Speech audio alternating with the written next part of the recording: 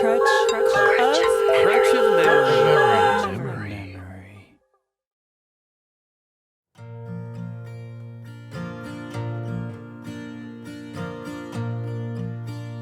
When I started to work on the artwork for this single, I was lucky enough to have worked on the video with Julia, so I was already pretty familiar with the concept and the lyrics and how the song appealed to me. Typically, I am a line-based artist with just creating black and white visuals a lot of the time, so the color was a fun challenge, which is where all of the color books, the old vintage children's books, were coming into play. I think that a lot of the approaches to the printing in the books that Amos and Julia and I were looking at were very relevant to the style. So I sat down, played the single over a bunch of times in my mind, and started to collect visual symbols. I wanted to express what Julia was talking about with her original intention in the lyrics, but also what I was getting from it. So I was able to start making a list and some doodles of visual and poetic and metaphorical concepts. That's where I got a lot of these images of peace and different emotions on the opposite sides of the spectrum. There's a lot of passion, womanhood, and then duality in terms of the power and the source.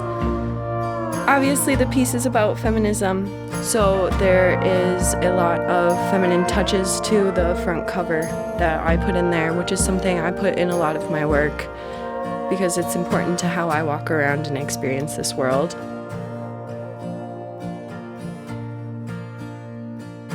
So once I laid out the sketch, it was time for me to start sampling the color design. I could only do 4 colors, so with the layers, you had to make sure that the colors were going to interact with each other attractively, as well as potentially make more colors.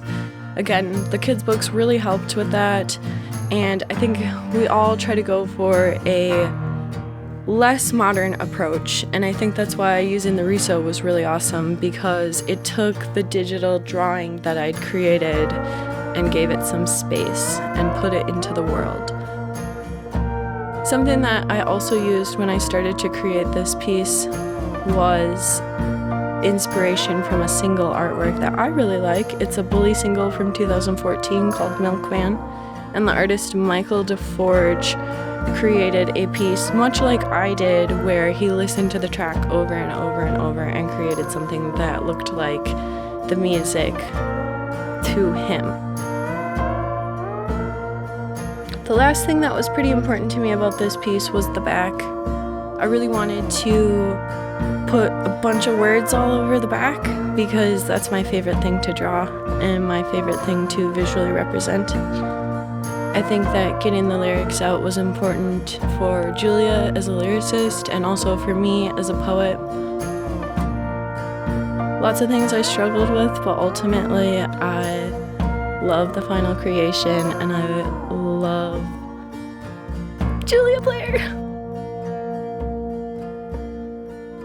Get some thumbs up action. Like it. Man, I hope this light is okay. I hope it's in focus too, you know, that's not, Nice. my eyes aren't that good. I'm like looking at this, I'm like, is it in focus? These are second guesses I don't even think about.